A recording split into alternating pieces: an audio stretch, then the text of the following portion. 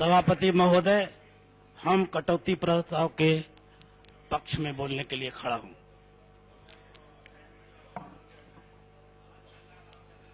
जो बातें रखी गई है बजट में, उस पर चर्चा बहुत काफी अभी हो रही है और होगी आगे भी, और माननीय मंत्री महोदय भी जवाब इसका देंगे। लेकिन मैं ये कहना चाहता हूं कि कृषि जमीन से जुड़ा हुआ चीज है, भूमि से जुड़ा हुआ चीज है। अगर भूमि का ही सही वितरण नहीं हुआ है तो किसानों का लाभ क्या मिलेगा, किसको किसान कहा जाएगा। अभी एक साथी बोल रहे थे बटाईदारी के बारे में, लेकिन गरीब किसान, भूमि मजदूर किसान और मध्यम किसान, धनी किसान और जमींदार भी हैं यहाँ। तो हम चाहते हैं कि कुछ खाका जो रखा गया सुशासन और न्याय की सरकार, सबका साथ, सबका विश्वास और सबका विकास, उसका नमूना जो हमारे पास आंकड़ा है, मैं बताना देना चाहता हूं कि किसका किस पर जमीन पर कितना कब्जा है, किनकी संख्या कितनी है, क्या रखा गया है। देश में ब्राह्मण की संख्या 1.1 है और जमीन का मालिक है 5.4। क्षत्रिय का संख्या है 4.7 और जमीन का मालिक है 75.1। और वैश्य का संख्या है 5.4 और जमीन का मालिक है 9.2। ये तीनों मिला के जमीन का मालिक कितना हो गए? 89.7। अब सोच लीजिए व्यवसाय पर इनकी कितना कब्जा है। ब्राह्मण की व्यवसाय पर है 12.4 और क्षत्रिय का संख्या जो है कब्जा 21.2 और वैश्य का है 63.3। मिला के हो गया 96.8। व्यवसाय का मालिक यही हो गए। और फिर आइए नौकरी में, तो 61.0 ब्राह्मण है नौकरी में। अरे कृषि पर है, वही पर मैं बोल रहा हूं, हड़बड़ा कह रहे हैं। और छात्री का संख्या है 4.7 लेकिन नौकरी में है 11.3। वैश्य का है संख्या है 5.4 और नौकरी पर कब्जा है 13.4। मिला के हो गया 86.3। और स्वर्ण जाति के 10% आरक्षण ले लिए तो 10% आउ हो गया, तो 96.3। नौकरी, व्यवसाय और जमीन का मालिक मुट्ठी भर लोग हो गए। बाकी किनके जिम्मे दिए? बजट में जो आई है बात, अनुदान देंगे, किसको अनुदान दीजिएगा? ठीक, सभापति महोदय, मैं बोल रहा हूं राजनीति में 77.4, शिक्षा में 77.4 है शिक्षा में, राजनीति में 62.4 और संख्या है कुल मिलाकर 13.2। सभापति महोदय, अब इस तरह का सुशासन और न्याय रहेगा जिसको दुशासन और न्याय कहना गुनाह होगा। कैसे होगा? और सबका साथ, सबका विश्वास और सबका आप विकास करा देंगे जब ये अन्यायपूर्ण जमीन का ही वितरण है, कैसे होगा? आपने क्रांति को चिकर्जी कर दिया, आपने बहुत चीज किया है। आपने पीली क्रांति किया, आपने नीली क्रांति किया, भूरी क्रांति किया, स्वर्ण फाइबर क्रांति किया, गोल्डन किया, लाल क्रांति किया, चांदी फाइबर किया, श्वेत किया, पीली किया, इंद्रधनुषी किया। इससे क्या किसको लाभ होगा? तो जो भी बजट में आया है वो किसको मिलेगा? किसको मिलेगा? मैं सभापति महोदय एक बात जान लीजिए, अगर इस तरह के न्याय को कहते तो अन्याय किसको कहेंगे? और हमने तो देखा इस पर बजट की किताब पर लिखा हुआ था कि सिद्धांतों के बिना राजनीति, परिश्रम के बिना धन, विवेक के बिना सुख, चरित्र के बिना ज्ञान, नैतिकता के बिना व्यापार और मानवता के बिना विज्ञान और त्याग के बिना पूजा। ये महात्मा गांधी जी ने कहा था। तो इसमें तो लिख देना चाहिए था, बजट तो तैयार किए वित्त मंत्री कि नाथूराम गौडसे के बिना भाजपा, होना चाहिए था, वो भी लिख देना चाहिए था। उनकी हत्या हुई, उनकी बातों को रखी गई है तो हत्यारों को भी रखना चाहिए। मेरा कहने का मकसद है कि अगर यही आपका सामाजिक न्याय है, और मैं समझता हूं हम भी पहाड़ पर रहे हैं और नीचे भी रहे, संघर्ष हम लोग भी किया है, और ललन जी रख रहे थे, माननीय सदस्य ललन जी रख रहे थे। मैं उनसे पूछना चाहता हूं कि इस किस पे के पक्ष में है, और मैं माननीय मंत्री महोदय से जानना चाहता हूं कि जितना अनुदान मिलेगा किनको मिलेगा, कितना %? जब सब वही लोग है कब्जा तो बचा क्या? यही कारण है कि इधर लोग ना ताके और सत्ता और प्रशासन पर मेरा कब्जा कायम रहे और ये लोग के हमारी गुलामी करते रहे। इसलिए मैं दावे के साथ कहता हूं कि ये बजट 16 आना 10 रुपए के काटने की क्या मैं बता दूं, जो भी पैसा गया है इसमें बजट में आना चाहिए। कितना बजट पास हुआ और कितना इसमें खर्चा हुआ, बचा तो क्यों बच गया, उसका दोषी कौन है, और नीचे गया तो जमीन पर गया कि नहीं, बीच में कौन लूट गया, उसके खिलाफ भी बजट में आनी चाहिए बात। लेकिन ये बात नहीं आती है। बात आती है क्या, हम लोग ईमानदारी से माननीय सदस्यगण, हम तो बहुत दिन से सुन रहे थे, हम बोलते नहीं थे, डरे कि मामला गड़बड़ा जाएगा। अगर यही धर्म है, यही न्याय है, यही सुशासन है, तो हम तो पूछना चाहेंगे कि न्याय किसको कहेंगे, कुशासन किसको कहेंगे। और अगर यही विषमतामूलक आपका संबंध बंटवारा रहेगा तो सबका साथ, सबका विकास और सबका विश्वास इसी को कहा जाएगा। और बार बार बोला जाता है कि जेल में चले गए, माननीय सदस्य तमाम लोग मौजूद हैं, वही जेल जाने वाले व्यक्ति मुख्यमंत्री बनाने वाले भी हैं, और आज के मुख्यमंत्री बनाया हुआ मिल गया तो आप बोलते हैं कि जेल में। जरा सोच लीजिए तो कलेजे पर हाथ रख के कि अगर नहीं बनाए रहते तो बीजेपी वाले माननीय सदस्य क्या चाहते, मंत्री बनते आज। वो भले पलट गए, लेकिन मेरा कहना है ये साफ शब्दों में कि अगर इसी तरह से आपकी राजनीति चलेगी इस देश में तो 72 वर्ष नहीं, हमने सुना था कि लोग प्रजातंत्र द्वारा प्रजा के लिए प्रजा की सरकार। अब तो ये कहना होगा प्रजा द्वारा प्रजा को लूटने के लिए प्रजा की सरकार आपने बना दिया। ये परिभाषा आपने बदल दिया, ये परिभाषा आपने बदल दिया। लोकतंत्र का यही जनाजा रहेगा, यही तगाजा है लोकतंत्र का, यही लोकतंत्र के हम लोग रक्षक हैं। हम लोग चाहते हैं कि किसी की आलोचना करने से पहले अपने गिरबान में झांके कि हम कहां के शिकारी हैं। और आदरणीय नेताजी को आप लोग बोला करते हैं, आज जीवित है, जिन लोगों को उधर पूछ हो रहा है उनको ही खिलाफ में पूछ हो रहा है। अगर वो नहीं रहते तो उधर उनका सीट भी नहीं मिलता, माने तोड़ने का काम ही नहीं। तो नेता हमको कैसा चाहिए, गुलामी वाला चाहिए, हुंकारी भरने वाला चाहिए।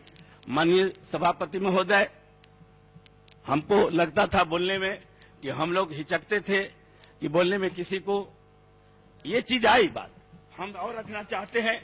आपने कहा कृषि मनुष्य का सबसे स्वास्थ्यप्रद, सबसे उपयोगी और सबसे नेक रोजगार है, जॉर्ज वाशिंगटन लिखे हैं, आपका सर्वे किताब में लिखा हुआ है।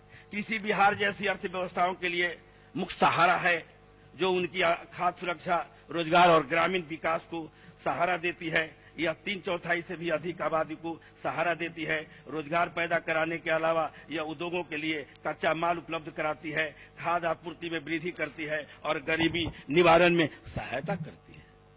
क्या इसी विषमतामूलक बंटवारा जमीन का अब कृषि का रोड मैप बना रहे हैं? आप बनाइए जमीन का वितरण का रोड मैप, तब आपको पता चलेगा कि हम कहां रहेंगे, वो आप कहां रहेंगे। रोड मैप बनाइए, जमीन का वितरण का पहले बनाइए। हम खेती करना जानते नहीं है, कोई खानदान उनका खेती नहीं किया, सबसे ज्यादा खेत के मालिक है। हम समूचे खेत पूर्वज से आज तक खेती कर रहे आ रहे, हमको एकदम मालिक नहीं है।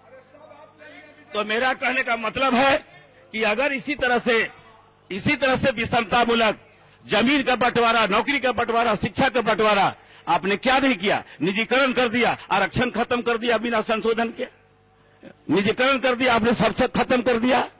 जब मंडल आयोग को लागू करना तब 40 वर्ष लगा, वही आधा अधूरा मिला, और 10% का हुआ तो 10 मिनट में हो गया और लागू भी हो गया। तो मेरा कहने का मकसद है कि अगर ये आपकी भंडाफोड़, अगर इसको आपको चुनौती देना है तो दीजिए, हम तैयार हैं। आरएसएस का एजेंडा कुछ और है, अखिल भारतीय ब्राह्मण महासंघ का एजेंडा और है, और बीजेपी का एजेंडा और है। कुल मिलाकर यही है कि हम मुट्ठी भर लोगों के पीढ़ी दर पीढ़ी जो राज करते आए हैं, शासन और प्रशासन और सत्ता पर कब्जा उत्पादन के साधन पर रहे, और तमाम लोगों में फूट डालकर आप राज करना चाहते हैं। अगर जिस दिन पर्दा खुल गई, और खुलने वाली ही है, इसलिए सही और गलत का कसौटी व्यवहार होता है। अपना पहचान और इतिहास को हमने मिटाया। आपने नाम कब नहीं बदला?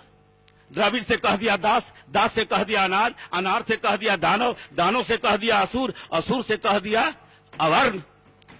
कितना नाम बदले हैं, आप बदलिए। नाम बदलना ही चाहते हैं तो बदलिए। हिंदू शब्द नहीं था कभी, कोई किताब में आपने नहीं लिखा है।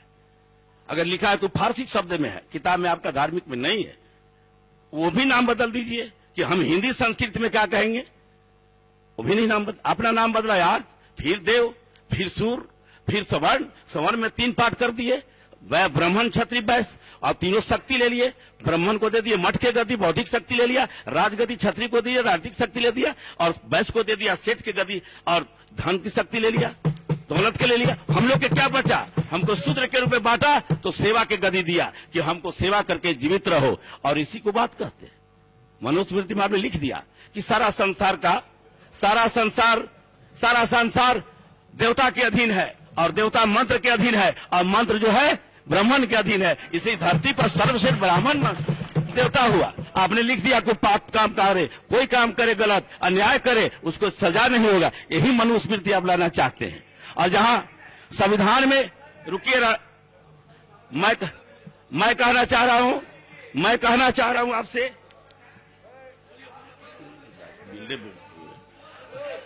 मैं कह रहा हूं सभापति महोदय, अगर इस तरह से सबका कब्जा आप ले लेंगे आज, तो मैं कहना चाह रहा हूं आपसे सभापति महोदय आपके माध्यम से कि ये बजट जो आया है सिर्फ मुट्ठी भर लोगों का फायदा के लिए आया है, बाकी लोगों को नुकसान में आया है। और मैं समझता हूं कि 10 रुपया इसको काट के प्रस्ताव को पास किए जाए, और नहीं तो जो फिर अन्याय हुआ है अभी तक जारी रहेगा, और इसको बदला जाए। अब राजनीति बदलने वाली है तो करवट लेने वाली भी।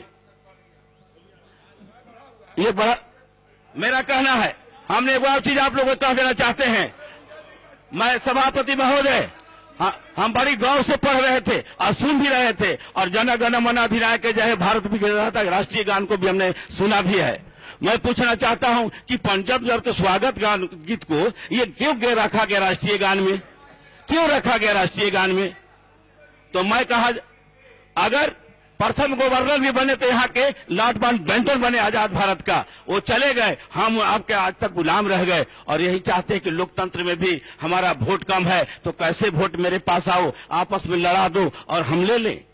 आपने क्या किया, हमारे साथ क्या किया है? हमारे पूर्वजों को पैर में झाड़ू बांधने का काम किया, गले में टहरी बांधने का काम किया, और पुष्पमित्र सुंग ऐसा आदमी 60,000 बौद्धिस्टों को कत्लेआम किया जो सत्य हिंसा के नारा चलने वाले थे। जब महात्मा गांधी सत्य हिंसा के नारा पर आजादी लेने का काम किया, आप उनको हत्या कर दिया। कैसे बात है? और आज आप लिखते हैं इसके बिना ये नहीं, आपका सिद्धांत यही है। अगर ये सिद्धांत है तो हम आप लोगों से कहना चाहेंगे सभापति महोदय आपके माध्यम से, ये लोकतंत्र में जब सब हम भ्रष्ट हो जाएंगे तो बचेगा कौन? विधायिका, कार्यपालिका, न्यायपालिका और मीडिया भी। तो क्या होगा? आज देख रहे हैं भारत में क्या हो रहा है। अब क्या चाहते हैं कि भारत में जनता लड़ती रहे, एक भी लड़ाई में आप कहीं शामिल नहीं होते हैं। हम महसूस करते हैं इस बात को। लड़ जाता है वो लोग व्यक्ति जो बेचारा हमारा पूर्वज बना मुसलमान, जो बड़ा सिख, ईसाई, बौद्ध कैसे बना? आपके अमानवीय व्यवहार के कारण बना। बौद्ध बना तो आपके अमानवीय व्यवहार के कारण, सिख बना तो आपके अमानवीय व्यवहार के कारण, और मुसलमान भी बना था मेरा पूर्वज आपके अन्याय के कारण। जिस बात को कहते हैं कि अन्याय, 131 को एमपी हमारे हैं दलित और आदिवासी से रिजर्व करके गए हैं, रिजर्व सीट से, एक आवाज नहीं निकालते हैं। क्या बात है? कोई मंदिर में मुख्यमंत्री चले जाते हैं तो आप उनको धोना शुरू कर देते हैं।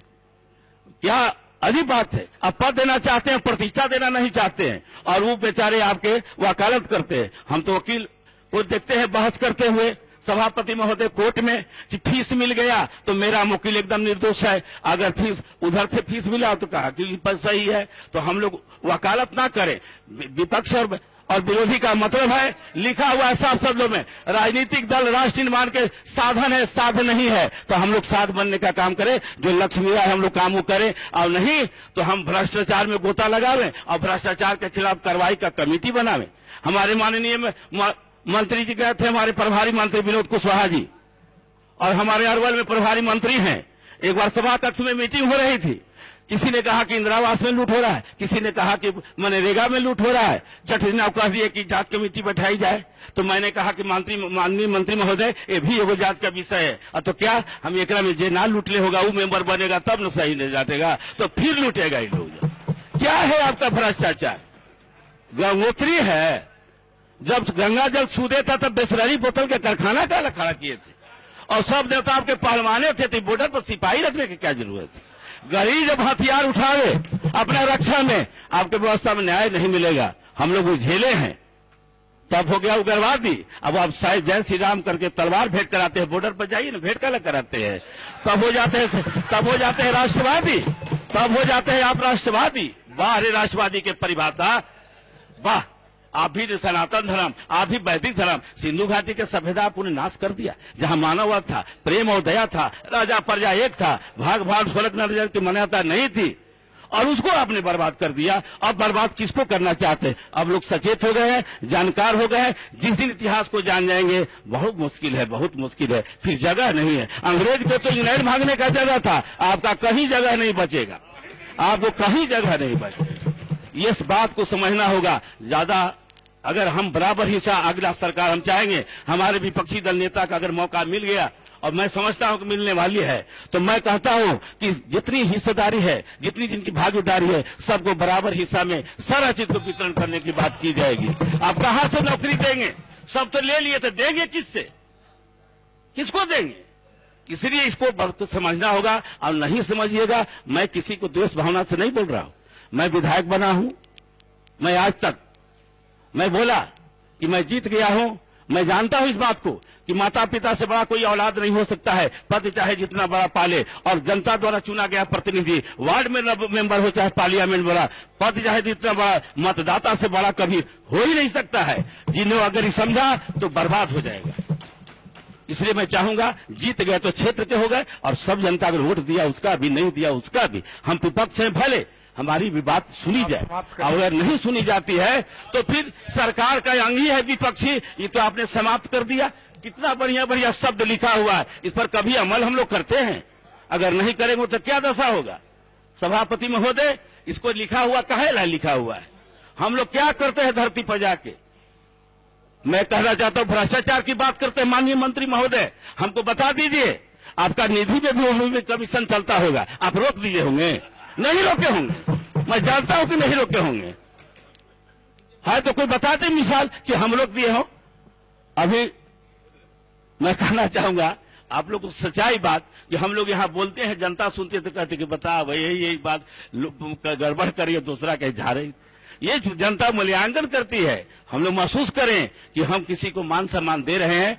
हमको मांगना नहीं है, हमको मान सम्मान बाजार में नहीं मिलेगी, हम देते जाएंगे, लोग देते जाएंगे। यही अगर चरित्र रहा आप लोगों का कि जनता के साथ धोखा करना, तो निश्चित तौर पर हम तमाम लोग उसके शिकार होंगे। यही कारण है कि विचारों के परिवर्तन नहीं होगा, व्यवस्था परिवर्तन नहीं होगा, तो सिर्फ सत्ता बदलने से लुटेरे बदल सकते हैं, लेकिन लूट से वंचित जनता नहीं होगी। अब बारी आ गया है कि लूट से बचाना होगा, अब नहीं तो ये आपका बेकार हो जाएगा। सब सत्ता बदलने से कोई फायदा नहीं होगा जब तक चरित्र व आचरण नहीं बदलिएगा। इसलिए अगर जनप्रतिनिधि जो काम,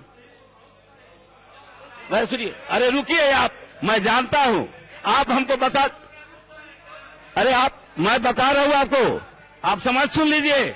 माननीय मंत्री महोदय, मैं आपसे पूछा हूं, मैं कहना चाहता हूं सभापति महोदय, अगर राजनीतिक चरित्र को बदलना होगा, हम तमाम लोग को बदलना होगा, आप लोग भी बदलिए। देश के नागरिक हैं तो प्रेम और दया और मानवता रखिए, इससे बड़ा कोई धर्म नहीं है। अगर ये धर्म नहीं है, यहां लुटेरा भी धार्मिक बारे, बेईमान भी धार्मिक बारे, भ्रष्टाचार भी भ्रष्ट है वो भी आदमी धार्मिक, तो अधार्मिक किसको कहेंगे? सब तो वही है, तो हम किसको कहेंगे अधर्मी? तो हम लोग नवादा हो लिए धर्म का, और काम कीजिए कुकर्म का, धरा जाएगा स्पॉट पर तो जनता फरियाद देगी। इसलिए मैं ज्यादा तो नहीं कहूंगा। अब मैं चाहूंगा आपसे, बोलवाइएगा तो बड़ी ज्यादा बोला जाएगा। तो अगर मानवता आप में नहीं है तो आप धार्मिक नहीं हैं।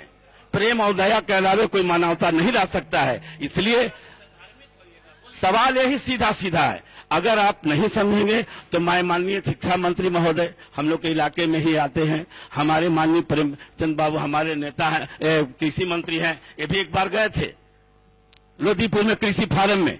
मैंने कहा था इस बात को, यहाँ जितने किसान को अनुदान मिल रहा है, मैंने कहा था कि ढांचा फरियर खाद के लिए भेजते हैं, अब मिलता कब है? जब रोहन खत्म हो जाए तब, और जोताएगा वो कब? 45 और 50 दिन के बाद होगा, तब हरा खाद होगा। न आप बढ़िया से सिंचाई प्रचुर मात्रा में देते हैं, न समय पर देते हैं, न बीज देते हैं, न शुद्ध धान मिलता है, कोई चीज का आपका नहीं है, नहीं है किसान। तो जहां भी है, तो मेरा कहने का मतलब है कि धागा लपेटने से, टीका करने से, घंटी बजाने से कोई धार्मिक नहीं बनेगा। बदलना है तो अपने गिरबान में झांकिए कि हम मानव है कि तब मानवता है कि नहीं, नैतिकता है कि नहीं। ये काहे ला लिखे थे इतना?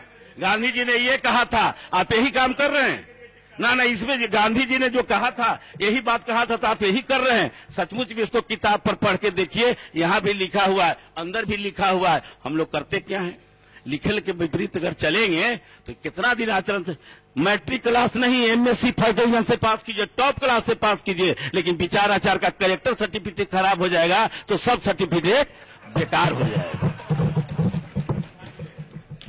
झूठ बोलना, मैं तो कहा था एक दिन कि ईश्वर के सब लेके ओथ लेते हैं, अगर ईश्वर होते तब पार्लियामेंट विधानसभा कभी भूकंप आ जाना चाहिए था। वो क्रिया खा के लूट जारी है, कैसे होगा? कौन सा हम जानते हैं? माने ईश्वर का क्रिया खाते हैं और डरते नहीं है। सब कहते कि सब में ईश्वर वास करते हैं। हम कहा कि रेप किया उसमें भी ईश्वर, और जिसके साथ लड़की जो रेप हुआ उसमें भी भगवान। भगवान का रेप करता है वो? क्या मामला है? बाहर देश, बाहर धर्म, पवनिया के मजदूरी न मिले, नचनिया के छूट। हमारे अजीब बात है, हमने अधीश के पद पर बैठे, बेटा के दहेज दें और बेटी के दे, और दहेज विरोधी केस का फैसला भी देखिए। बाहर देश ऐसा होगा तो क्या होगा? हम माननीय विधायक शपथ लिए थे, दारू नहीं पिएंगे, ना पीने देंगे। आप पी के एकदम मस्त होकर कह रहे हैं, तो क्या कीजिएगा? कीजिए ना कार्रवाई, कहां कीजिएगा? वो गरीब मुसहर भुइया के जिसे जीता भी है, उसके पास जीने का दूसरा साधन भी नहीं था, और वो ये जीने का काम को उसको जेल में बंद करते हैं, और जो पूरा स्टोर करते हैं तो वहां हिसाब किताब कितना चल रहा है मैं बताऊं, आप जान लीजिए। इसीलिए मैं कहना चाहता हूं कि ईमानदारी से बदलिए, और नहीं तो जनता पढ़ रही है, जनता आप मार्क्स किताब नहीं पढ़ेगी, जनता आपके किताब नहीं पढ़ेगी, आपके व्यवहार से जानेगी, बोलता है तो करता है कि नहीं। आप बोलिए, कीजिए, झूठ मत बोलिए। इसलिए मैं चाहूंगा जनता के कसौटी पर खड़े नहीं उतरिएगा। बात वही सही है जो न्याय संगत हो, तर्क संगत हो और व्यवहारिक हो। अगर इससे बाहर होइएगा वो सब बात गलत हो जाएगी। इसीलिए बजट जो है, मैं चाहूंगा ये बजट में आ जाए कि जमीन का भी वितरण, भूमि सुधार करके उसको समान रूप से वितरण किया जाए, और नहीं तो उनको मालिक बना दिया जाए। जो जोत के करते हैं उनको खाली बनिहार मजदूर नहीं रखा जाए। हम भी खेती करते हैं, जब आपदा आती है तो रसीद नहीं दे पाता है वो आदमी, तो पैसा वो ले लेता है जो पहले कटकेना पर दिया हुआ था, वो बेचारा वंचित हो जाता है। क्या कीजिएगा उसको?